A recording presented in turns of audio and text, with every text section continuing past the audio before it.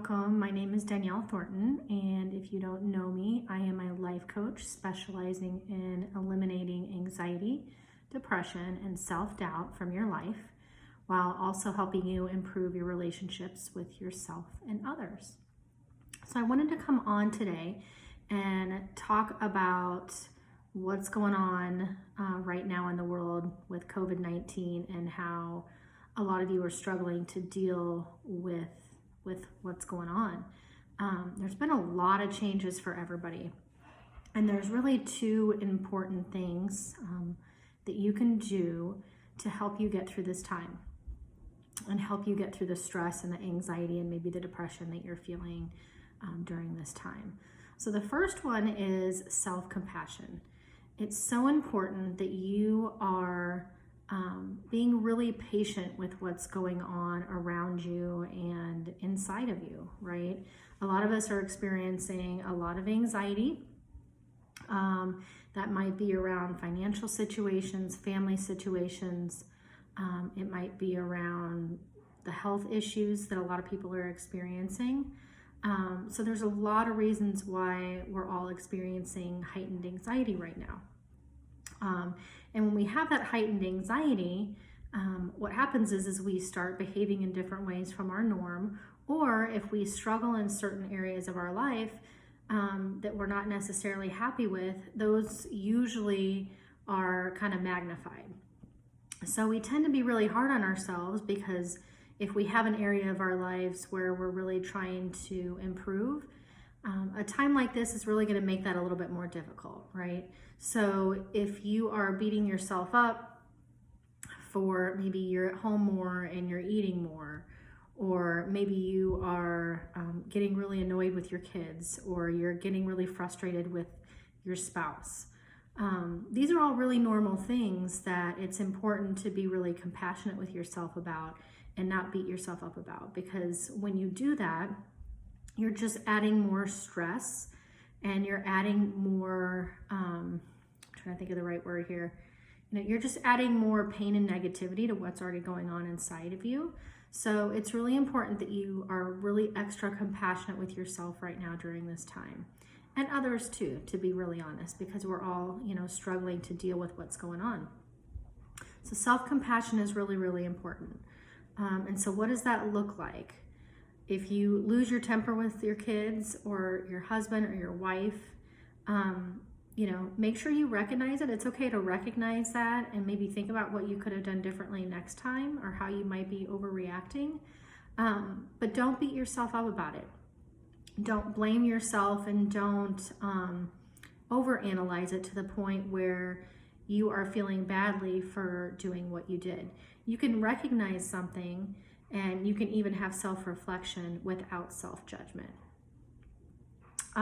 Self-compassion might mean just being a little bit more patient with yourself if you are, overeating, or if you are not exercising, or if you feel like you might need more rest than normal.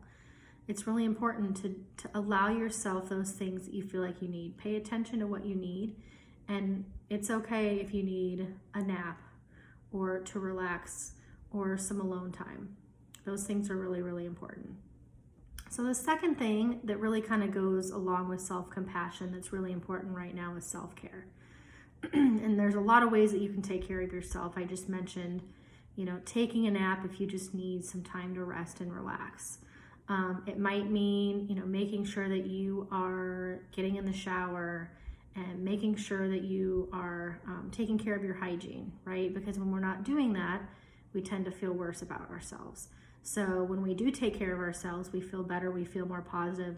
And that's a really important thing for a lot of us that are working from home right now. We have our normal routine of getting up and going to work, showering, getting dressed, putting our makeup on. So make sure you do as much of that as possible. You don't necessarily have to get up and put on work clothes if you're not going into the office, for example. But, make sure that you are keeping to your normal routine as much as possible. And then you're going to kind of know where you might be able to adjust, and that's okay. So for me, for example, when I get up in the morning, I don't put on work clothes, but I make sure to put on my workout clothes because that just gets me ready to go outside and take a walk or get on my Peloton or whatever that might be. I'm just setting myself up for success. Now, let's say I just decide I don't want to do that today. I'm really stressed out or I'm really tired. Again, that's okay too. You can be patient with yourself in that. But you're setting yourself up for success as much as possible. There's a lot of ways that you can take care of yourself if you're a mom or a dad and you have kids at home and they're at home a lot more than what you're used to. Asking your spouse if you can have 30 minutes of quiet time where you go read a book or you go for a walk or whatever that might be. And then, it can be a trade-off. You can make sure that they have their time as well. And then you each have your individual time with your kids.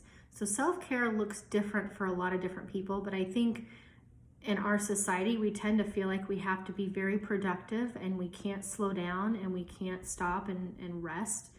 And that's really going to cause a lot of extra anxiety or extra depression because we're not really taking care of ourselves. And the great thing about this is when you're doing this, you're teaching your kids how to do it too. Because whatever level of self-care we have, we typically have learned growing up from our parents, right? If we had parents that exercised and they had healthy habits, then we're typically going to incorporate those into our life. So when you're doing these things, you're not only improving your life, but you're improving the life of those around you and setting a really good example. So I hope these help. I can't stress how important they are right now.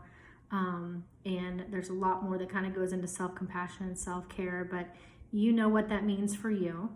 And so make sure you're really paying attention to these in the next weeks that come as we're kind of going through this. Make sure that you're focusing on, being compassionate with yourself, taking care of yourself first and foremost, and then you can take care of others. So I hope this helped. I hope you have a great day. Make sure you comment below if this was helpful for you. Actually, comment below and let me know, what are your self-care practices? How much self-compassion do you practice in your life? And I really love to hear from you. Hope you guys have a great day, and until next time.